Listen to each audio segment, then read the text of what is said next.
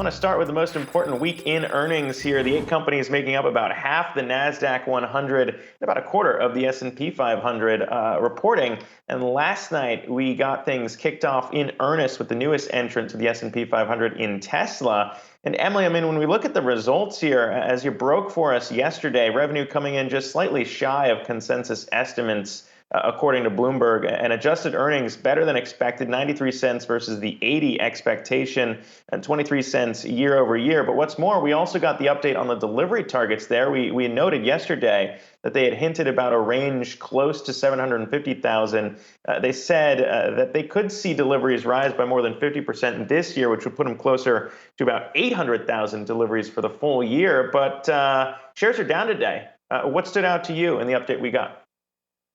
Yeah, that's right, Zach, because if you look at these results just on the top and bottom line, they do look pretty strong. Of course, taking a look at that profitability, Tesla actually posting record quarterly profits here. First quarter sales, of course, a bit light compared to Bloomberg estimates, but still up 74% year over year with the help of those record deliveries of nearly 185,000 in the first 3 months of the year. And of course, that company reiterating its long-term goal of achieving 50% annual growth in deliveries and its timeline for starting production in Berlin and Texas later this year, as well as the fact that truck deliveries would start later this year as well.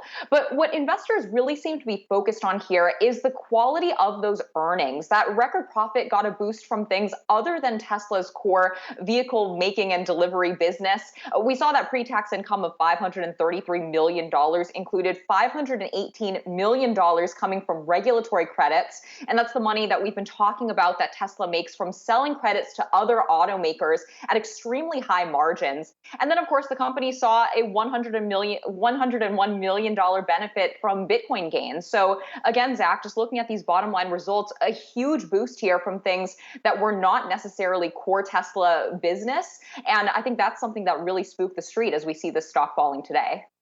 Yeah, that was surprising to me too, because we even highlighted yesterday how that had been the trend, right? Tesla has long benefited from those EV credits from other legacy automakers. It's been a big piece of their business. We talked about yesterday how it's been kind of how they reached profitability. And if you tease it out, it's a big piece of it, and it's going to be a piece that's going away as they see competition come after them in EVs. But on the Bitcoin front, that was another thing that kind of caught my eye. Obviously, we kind of talked about it when they first announced that first initial Bitcoin purchase, and how it could be a distraction from what was already looking like growth at Tesla. And, you had a lot of bulls saying we don't want distractions to kind of make us look away from the growth that they've been able to post. But interesting to see a bunch of people coming out and attacking Elon Musk for the way that it shed some of those holdings to your point, the tune of more than $100 million in terms of the profits they recorded on Twitter. Barstool's president, I don't even want to give the attention there, but he's basically talking about how it could have been looking like a pump and dump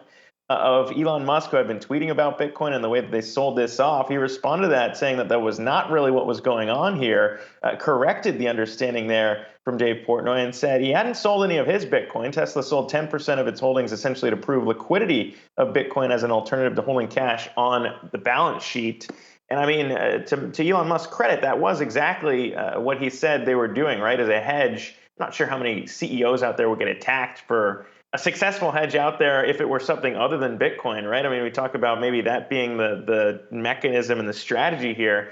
So that was a bit surprising. And you had analysts, too, and reporters also making their voices heard saying, look, I wonder what the SEC thinks about this. And sure, Elon Musk has his history with the SEC. But I don't know if it's fair, Emily. I'm not sure what your take is here, but it worked out for him in the quarter.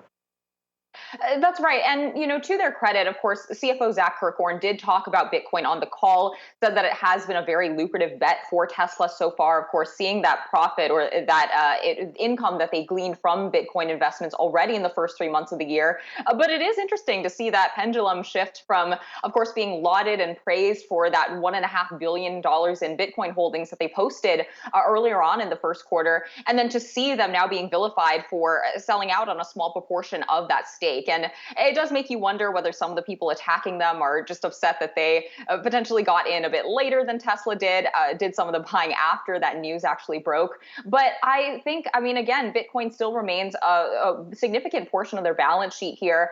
We saw that their cash and cash equivalents had declined because of that increase that they had in their Bitcoin holdings. So overall, I think crypto is definitely going to be something that maintains a position for the company's strategy going forward. They're, of course, accepting Bitcoin for Tesla purchases. So we'll have to see how volatility in the cryptocurrency prices ultimately plays out here for the future of Tesla.